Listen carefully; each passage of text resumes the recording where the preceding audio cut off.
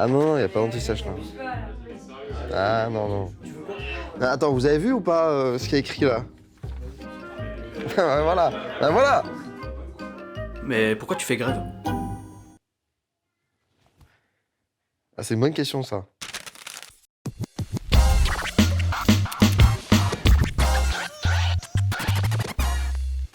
Grève, manif, révolution, lutte pour la liberté, c'est aussi ce qui a permis à la démocratie de s'installer en France. Et de ce point de vue-là, la Deuxième République et le Second Empire sont des moments clés pour comprendre l'histoire politique de la France. Et on va voir ça ensemble. Bon, par contre, qu'on se mette bien d'accord, cette vidéo ne remplace pas le cours de votre prof. Nous, on vient juste en renfort pour vous aider à comprendre les points clés. Là, on va traiter que des éléments qui nous ont paru les plus importants du chapitre.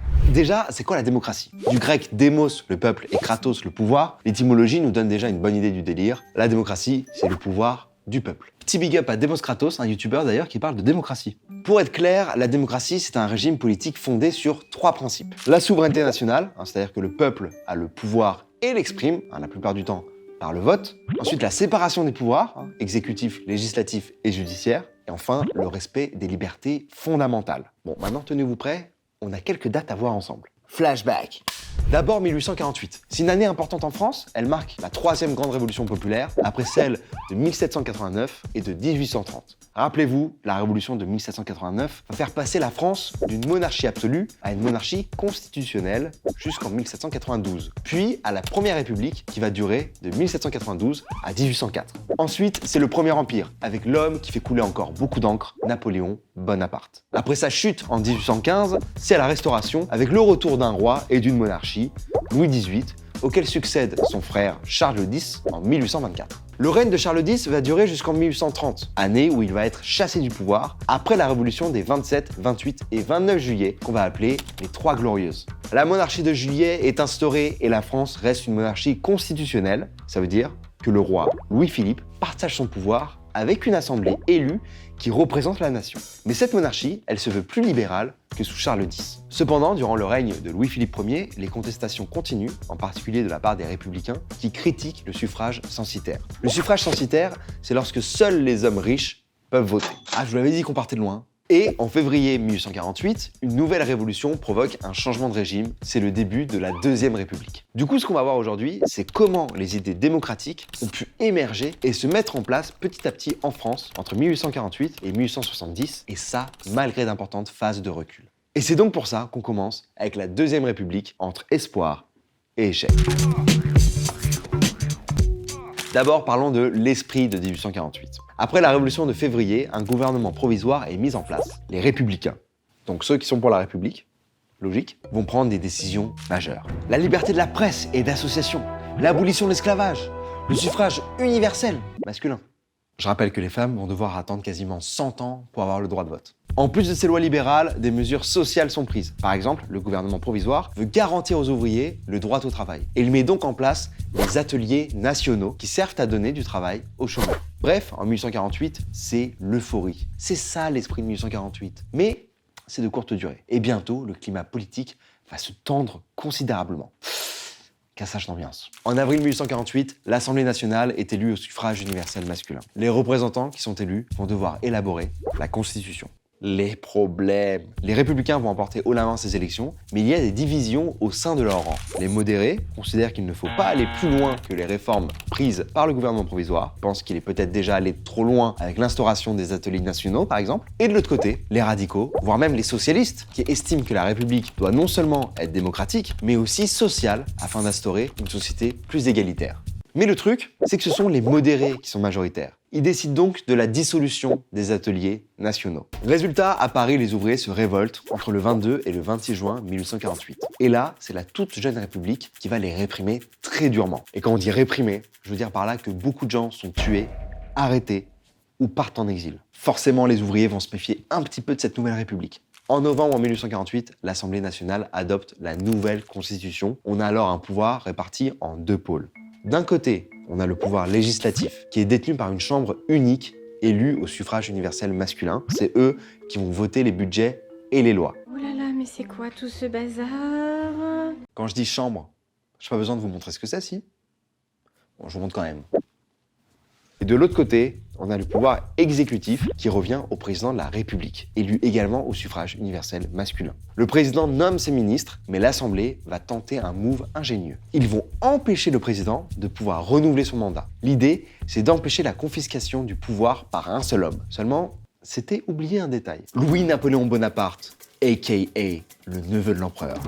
En décembre 1848, c'est la première élection et Louis-Napoléon Bonaparte la remporte largement avec 74% des voix. Avec le blaze qu'il a, il a su profiter de la réputation du tonton et de la légende napoléonienne très présente dans les campagnes. Je vous mets ici la citation du nouveau président pour se rendre compte un petit peu du personnage. Tout un système a triomphé par mon élection, car le nom de Napoléon est à lui seul tout un programme. Il veut dire, à l'intérieur, ordre, autorité, religion et bien-être du peuple. À l'extérieur, dignité nationale. Pour gagner cette élection, Louis-Napoléon Bonaparte a pu compter sur le soutien du Parti de l'Ordre, formé par les forces conservatrices du pays, ainsi que par les monarchistes. Ce parti pense se servir de Louis-Napoléon Bonaparte pour exercer le pouvoir. Et à Skip, Adolphe Thiers, qui était membre du Parti de l'Ordre, aurait dit « c'est un crétin que l'on mènera ». Et en 1949, c'est ce parti qui remporte les élections législatives. Et du coup, cette majorité va limiter certaines avancées démocratiques acquises au début de la Seconde République, comme la liberté de la presse et le droit de réunion. Mais attendez, c'est pas fini. En 1850, ils vont également priver 3 millions de Français, les plus pauvres notamment, du droit de suffrage. Au calme, la Seconde République. Et ça va pas s'arranger. Le président Bonaparte prend tout de même ses distances avec le Parti de l'Ordre et cherche à faire réviser la Constitution pour obtenir la prolongation de son mandat présidentiel. Mais c'est un échec. La proposition est repoussée par l'Assemblée en 1851. Le 2 décembre 1851, Louis-Napoléon Bonaparte dissout l'Assemblée nationale, alors qu'il n'en avait théoriquement pas le droit. C'est ce qu'on appelle un bon vieux coup d'État. Louis-Napoléon Bonaparte garde le pouvoir par la force et réprime toutes les oppositions. C'est donc un recul très net de la démocratie en France. Mais comme il est malin, il va faire approuver son coup d'État par plébiscite. C'est en gros un vote où les citoyens ont juste à répondre à une question toute simple. Si vous aimez mon coup d'État, envoyez 1 au 83232. C'est un moyen pour lui de légitimer sa prise de pouvoir par le rétablissement du suffrage universel masculin. Et en 1852, toujours par plébiscite, il rétablit l'Empire et devient Napoléon III. Ainsi s'éteint la liberté, sous une pluie d'applaudissements. Et nous voilà avec le Second Empire, le retour des Bonaparte. Ce nouveau régime est incontestablement un régime autoritaire, c'est-à-dire que le chef de l'État, ici l'empereur Napoléon III, concentre l'essentiel des pouvoirs. Et bien sûr, il réduit, voire nie, les libertés fondamentales, comme la liberté de la presse par exemple. À partir de là, Napoléon III ne fait plus semblant. Il possède le pouvoir exécutif, il a lui seul l'initiative des lois et a de très larges pouvoirs de nomination. Il essaie aussi de se construire une légitimité dynastique en faisant du titre d'empereur un titre héréditaire. Ce qui est original pendant le Second Empire, c'est qu'il y a quand même des aspects démocratiques. Par exemple, Napoléon peut consulter les citoyens par des plébiscites. Le corps législatif est également élu au suffrage universel masculin. Mais ces aspects démocratiques sont très limités. Déjà, les candidats officiels aux élections bénéficient de l'aide des préfets et de l'administration locale. Et puis, les votes des électeurs sont souvent orientés, voire contraints par les autorités. Excusez-moi, vous faites quoi là? Désolé. Oui, en effet.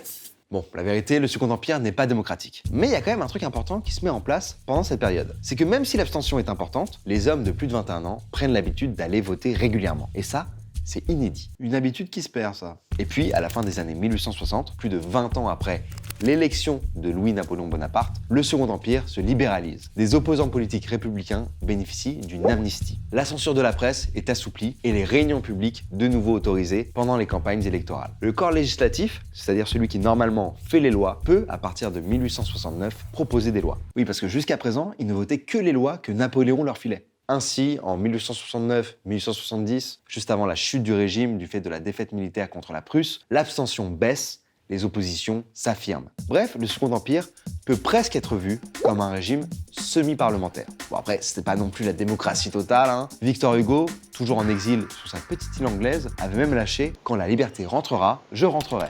Une bonne punch ça, Hugo. Maintenant qu'on a fait le tour de la Deuxième République et du Second Empire, je sens que vous avez besoin d'un petit récap. Je me trompe? Voici le plan que vous pouvez retenir.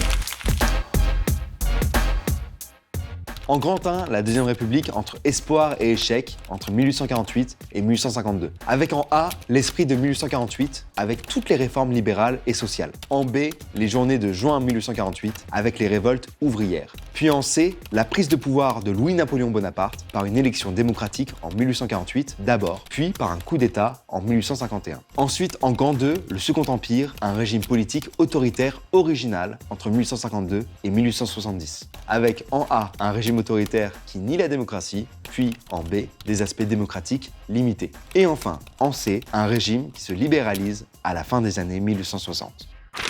Ah, j'ai trouvé. En gros, j'aimerais que le rendez-vous pour le tournage soit plus tard.